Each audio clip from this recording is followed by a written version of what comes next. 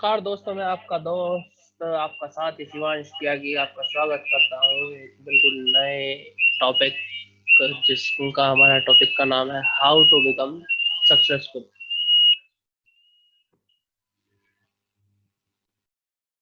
ये टॉपिक हमारी संस्था सोशल प्रोग्रेसिव ऑर्गेनाइजेशन के तहत आपके पास पहुंचाया जा रहा है।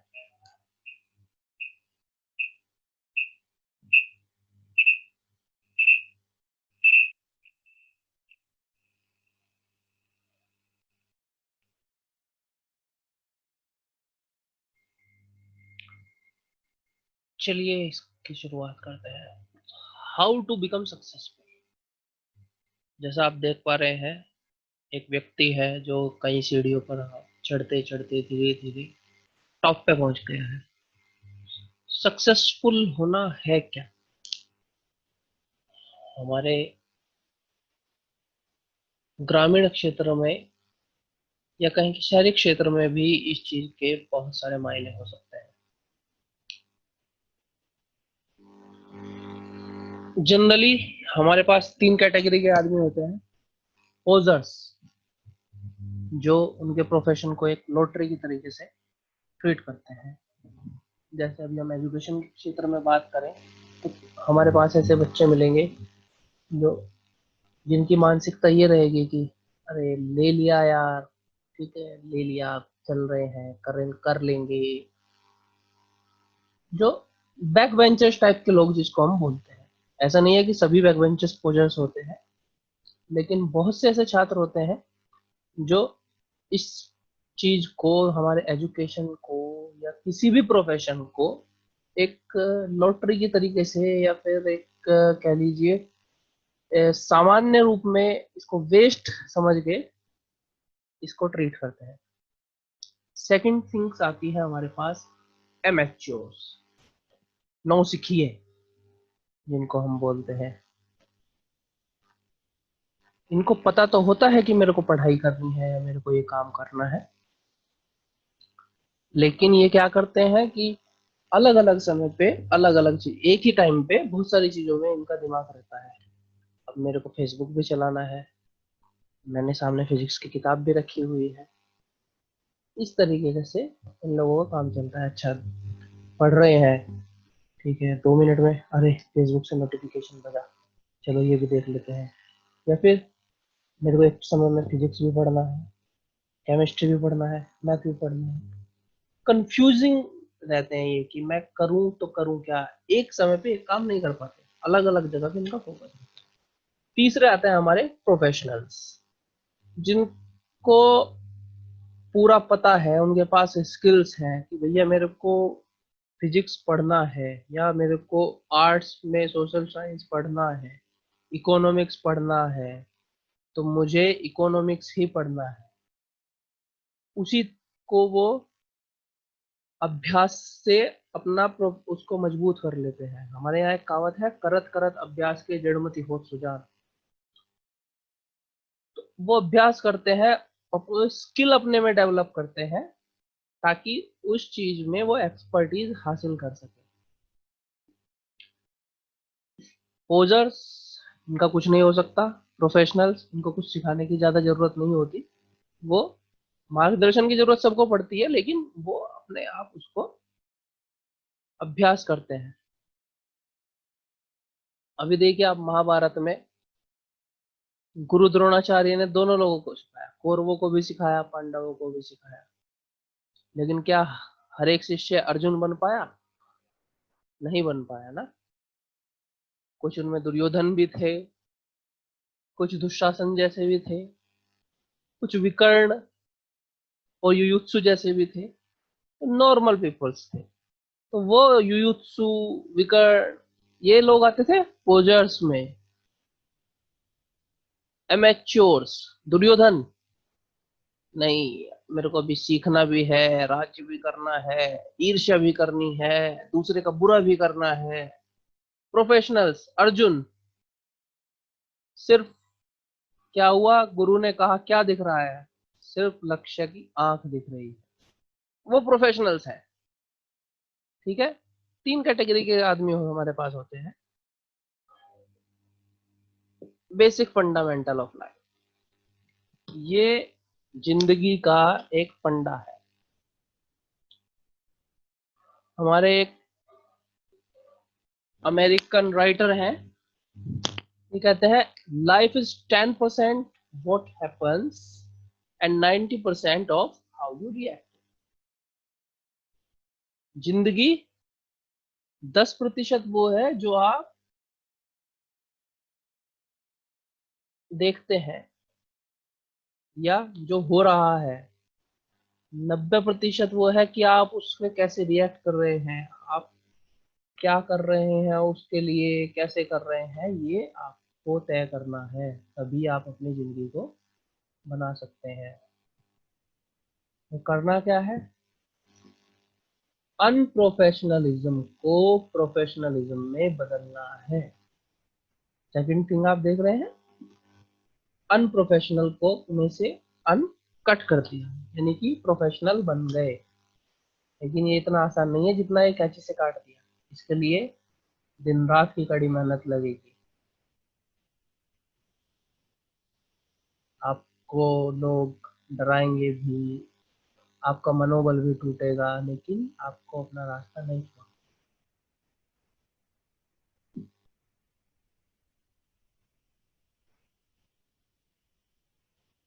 वो क्या गलतियां हैं जो नौसिखिए लाइफ में करते हैं और उसके कारण फेल हो जाते हैं, क्या वो गलतियां रहेंगी, क्या वो हम अभी देखेंगे।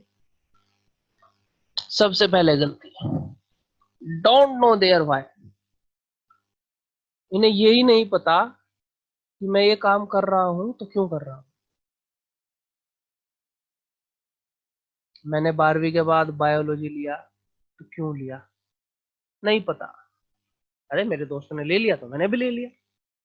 क्यों भाई, हो सकता है उसका दिमाग बायोलॉजी में चलता हो, तेरा दिमाग कॉमर्स में चलता हो, तो आप कॉमर्स लीजिए।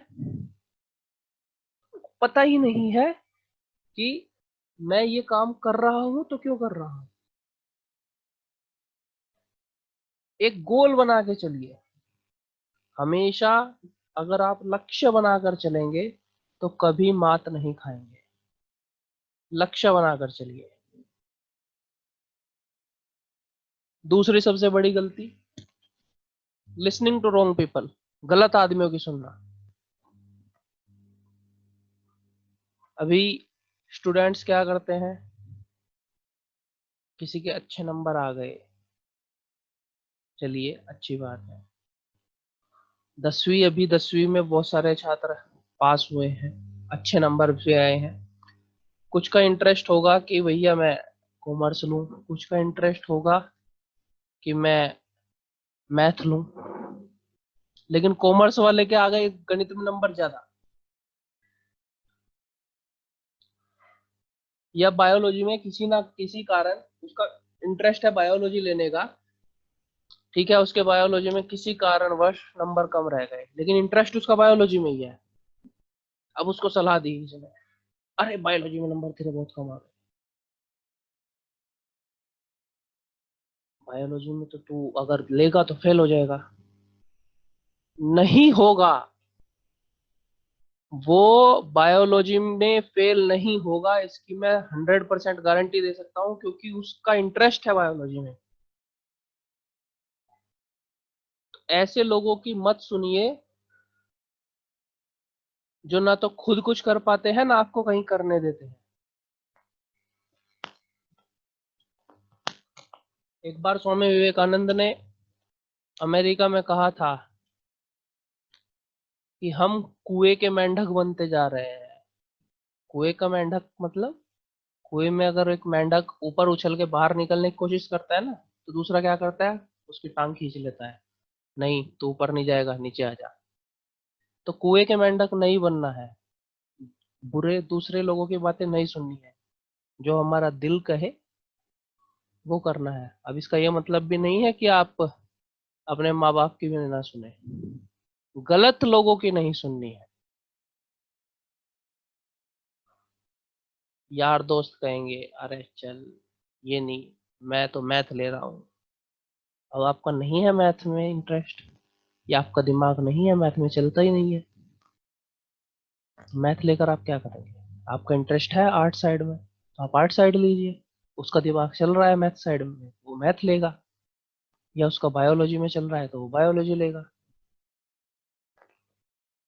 Always listen to right people, do not listen to wrong people.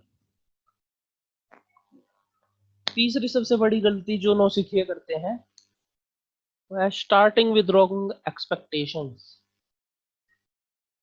हमेशा ऊंची ऊंची आशाएं हम बांध लेते हैं। अभी कुछ लोग 11वीं में 12वीं में आए होंगे, शुरू में ही मैंने कर लिया, अरे मेरे तो 90% आएंगे, आए रखे हैं मेरे तो 10वीं में आ गए 80%, मेरे तो 12वीं में तो आ ही जाएंगे।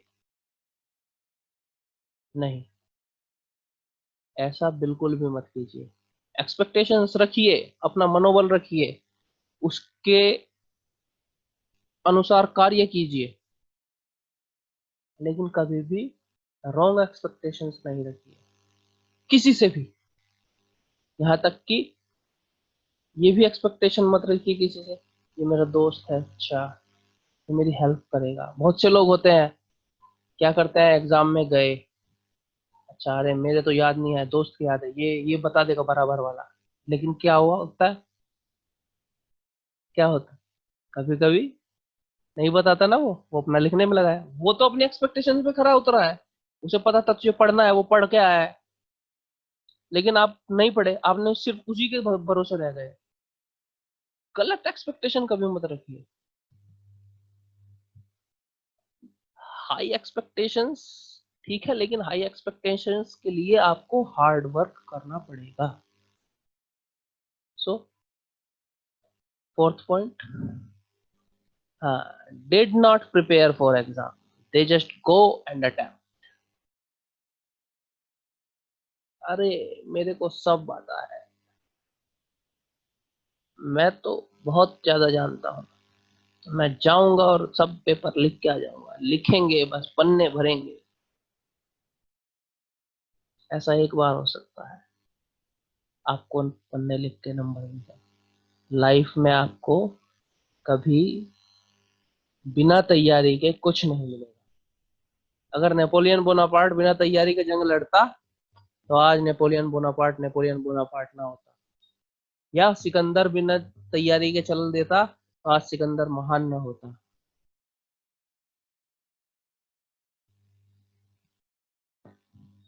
तो ऐसा कभी मत कीजिए कि आप बिना तैयारी के कहीं भी चल दें। हमेशा जम के तैयारी कीजिए किसी भी चीज के लिए।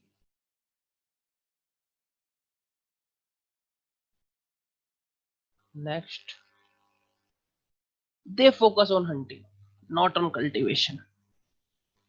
आप चित्र में देख रहे हैं, लड़का क्या कर रहा है, चीटिंग करने का प्रयास कर रहा है, देख रहा है क्या करूं, क्या लिखूं, इसके में से देख लेता हूं। हंटिंग, हंटिंग का मतलब ये नहीं है कि शिकार मार लिया और खा लिया, नहीं। हंटिंग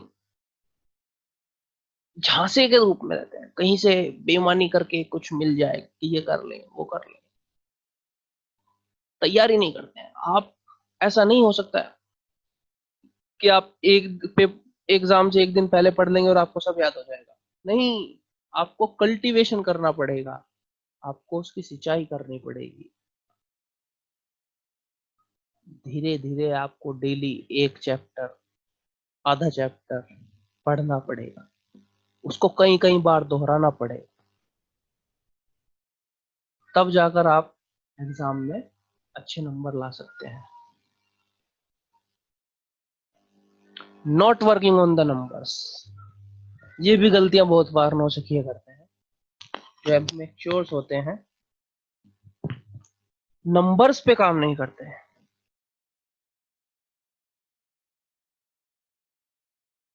आप अपने आप को यूटिलाइज कीजिए, एनालाइज कीजिए। अच्छा, मेरे छमाही इम्तहान में इस चीज में नंबर कम आए, मैं इसमें और मेहनत करूंगा।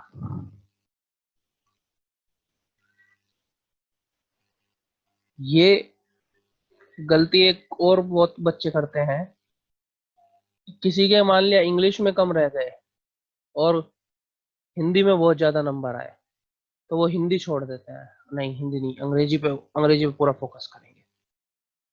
नहीं, ऐसा नहीं करना है, आपको अंग्रेजी को भी टाइम देना है, हिंदी को भी टाइम देना है, अंग्रेजी को ज्यादा दीजिए भले ही, लेकिन हिंदी को भी आपको टाइम देना है। अगर आप अंग्रेजी को 1.5 घंटा दे रहे हैं तो कम से कम आधा पौना घंटा आप हिंदी को भी देंगे, तब जाके आपके सालाना इम्तिहान में नंबर अच्छे आएंगे। वरना क्या होगा कि इंग्लिश तो आपकी अच्छी हो जाएगी लेकिन हिंदी डूब जाएगी।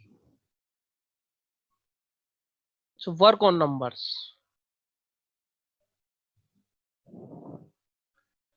हाँ, सातवीं गलती, thinking that everything is potential contribute. मैं ये भी कर लूं, ये भी कर लूं, ये भी, everything is a potential contributor, ये समझते हैं हर एक में 10 में से 10 आ जाए। ऐसा नहीं होता है।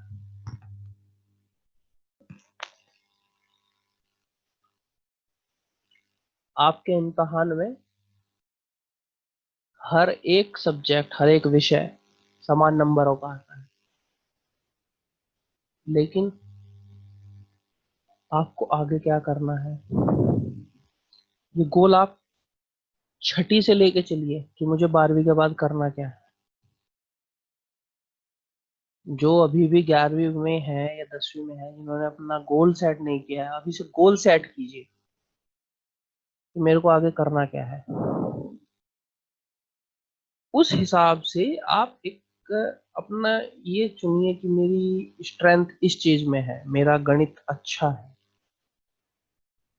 मुझे इंजीनियर बनना है, मैं अपना गणित परफेक्ट करूंगा, सबसे मजबूत मेरा गणित रहेगा। या मुझे डॉक्टर बनना है, तो मैं सबसे मजबूत अपना बायोलॉजी करूंगा जिसमें मुझे कोई मात ना दे सके, मास्टरशिप हासिल करूंगा। तो स्लैब बनाइए, अपने आप को इवेल्युएट कीजिए, आत्म आत्मचिंतन कीजिए कि मैं किस चीज में कितना परसेंट अपना दे सकता हूँ, मेरा ये गोल है, मुझे ये कार्य करना है। तो सपोज कीजिए आपको डॉक्टर बनना है,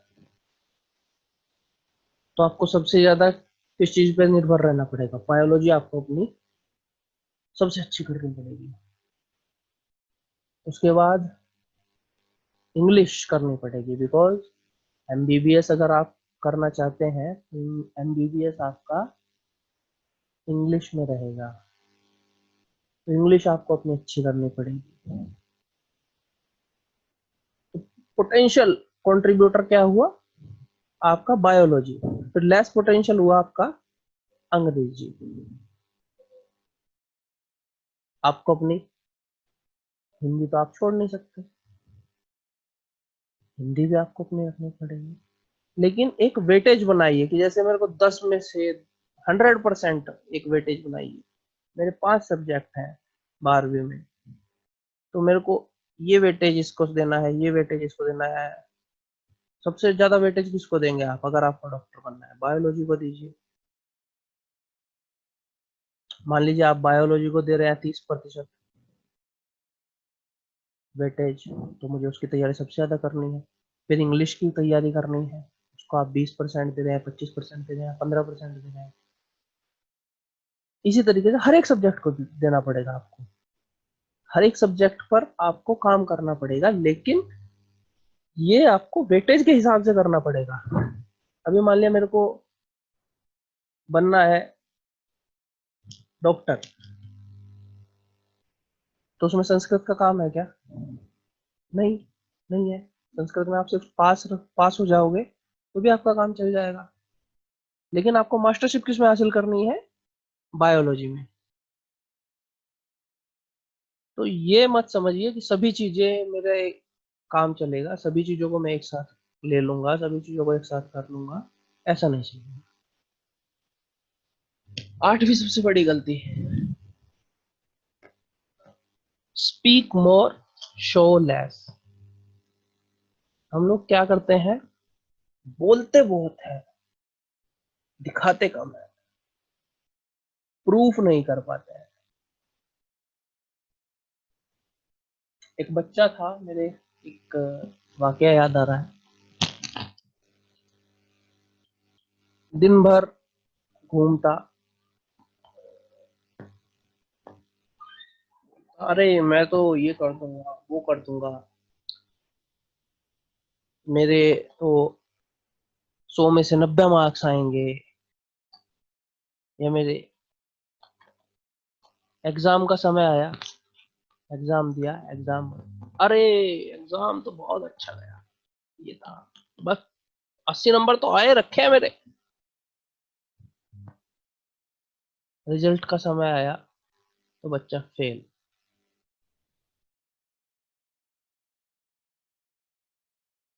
ऐसा क्यों? बोला, बड़ी बड़ी डींगे हाँकी, लेकिन परिश्रम नहीं किया। तो कम बोलिए, परिश्रम ज्यादा कीजिए। Let the success make noise. आपकी सफलता आपके झंडे खुद गाड़ेगी। आपको अपने झंडे खुद गाड़ने की जरूरत नहीं है कि मैंने ये कर दिया, ये कर दिया। आप अपने सिर की खुद बगाड़ेंगे तो यही रहेगा कि भैया अपने मुंह मियां मिट्ठू मार रहा है।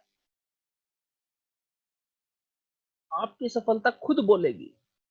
आप कम बोलिए, मेहनत ज्यादा कीजिए, दिखाइए, शो इट, दुनिया को दिखाइए, हाँ मैं ये कर सकता हूँ।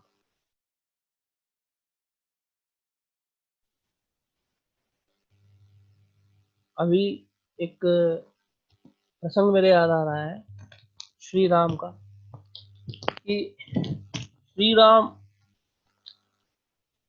बहुत कम बोलते थे, लेकिन उन्होंने दिखाया बहुत। श्री राम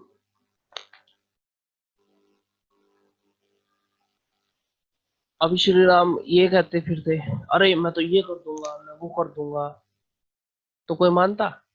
नहीं मानता ना, अरे होंगे हम मार रहा है, क्या करें। लेकिन छोटी सी अवस्था में, 14 साल की आयु में, विश्वामित्र के साथ गए, ताड़का को मार दिया, महाराक्षसी। तो कम बोलिए, मेहनत ज्यादा कीजिए, सफलता आपकी अपने आप बोलेगी। Cross line talks as deadly as cancer. Cancer से भी ज्यादा खतरनाक होती है cross line talks. Cross line talks का मतलब क्या होता है? मैं 8 साइड का बंदा हूँ और मैं बातें कर रहा हूँ जाके, अच्छा ये, अच्छा तुम्हारा बायोलॉजी वाला टीचर ये नहीं पढ़ाता है, अरे बहुत बुरा था, हमारे तो इकोनॉमिक्स वाले टीचर बहुत ऐसे पढ़ाते हैं। आप अपना तो मनोबल तोड़ ही रहे हैं, उसका मनोबल भी तोड़ रहे हैं। बात कीजिए सिर्फ अपनी लाइन में, क्रॉस लाइन टॉक्स मत कीजिए, कभी मत कीजिए। अगर आप आगे भी जाएंगे बिजनेस में, जॉब में, तो भी क्रॉस लाइन टॉक्स बिल्कुल मत कीजिए। अपनी टीम, जो आपकी टीम में है, जो आपका कार्य है, आप उससे संबंधित बातें कीजिए। क्रॉस लाइन टॉक्स कभी मत कीजिए।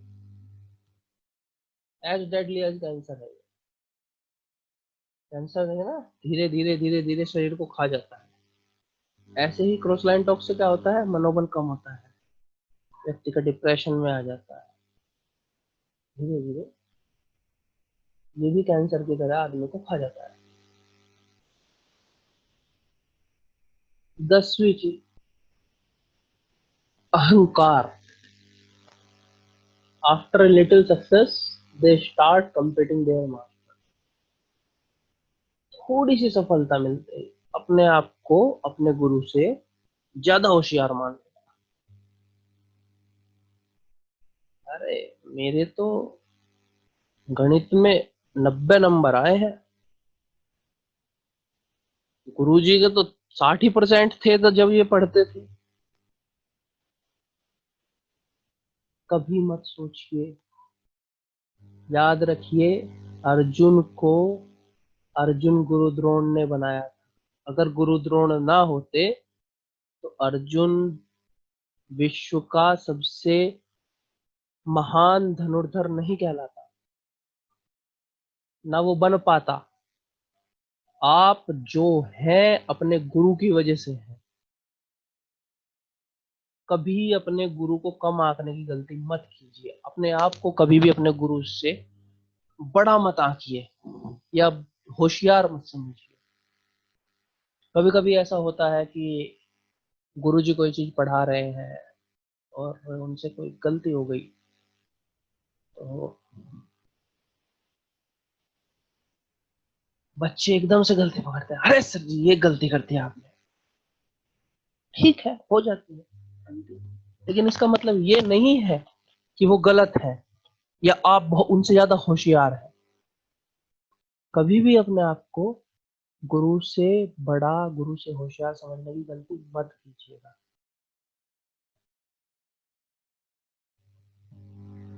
Choosing a wrong field.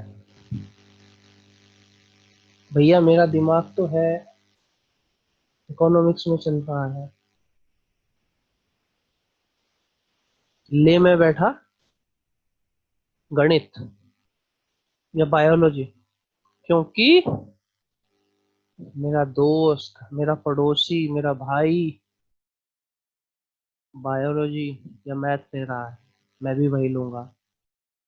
कभी ऐसी गलती मत कीजिएगा, पछताना पड़ेगा। अगर भीम धनुष चलाता तो क्या होता? मारा जाता। भीम ने चुना गदा। गदा में उसको यकीन था कि मैं गदा अच्छे से चला सकता हूँ, उसने गदा में परफेक्शन हासिल किया। नकुल सहदेव तलवारबाजी, अर्जुन धनुर्विद्या, युधिष्ठिर भाला, दुर्योधन गदा। हमेशा वो चीज चूज कीजिए जिसमें आप परफेक्ट हैं, जिसमें आपको लगता है आप अच्छा कर सकते हैं, आप ये चीज अच्छी कर रहे हैं। सेल्फ असेसमेंट आपको अपना स्वयं करना पड़ेगा। मेरा दिमाग आर्ट में ज्यादा चलता है या बायोलॉजी में ज्यादा चलता है, मेरा ये रुचि गणित में है या कॉमर्स में है या संगीत में है। ऐसा नहीं है कि आप संगीत संगीत से 12वीं कर रहे हैं तो आप कुछ कम है, बिल्कुल नहीं है। आप संगीत से भी 12वीं 10वीं MA BA सब कर सकते हैं। आपकी रुचि जिस विषय में है उस विषय में आगे बढ़िए, मास्टर बनिए उस विषय के, दुनिया आपको सलाम करेगी। सबसे बड़ी गलती, multiple works at A time. जैसे मैंने शुरू में ही कहा था, मैं फिजिक्स भी लेके बैठ गया, मैं केमिस्ट्री भी लेके बैठ गया, गणित की किताब भी सामने है, अब ये कर लो, अब ये मैं खाना भी खा रहा हूँ, मैं मोबाइल भी चला रहा हूँ, तो आपका ध्यान एक समय में एक विषय पे रहेगा ही नहीं। आप किसी भी विषय में मास्टरशिप हासिल नहीं कर सकते हैं। ऐसा बिल्कुल मत कीजिए। जितना हो सके इन चीजों से बचिए। आपका जीवन धीरे धीरे धीरे धीरे सफलता की राह पर पहुंचेगा।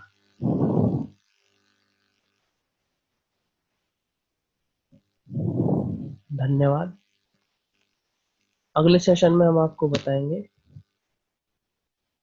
कि आपको क्या करना चाहिए और क्या नहीं करना चाहिए। ये थी आपकी गलतियां जो हम लोग करते हैं अपने जीवन में। देखने के लिए आप सभी का बहुत बहुत धन्यवाद। नमस्कार।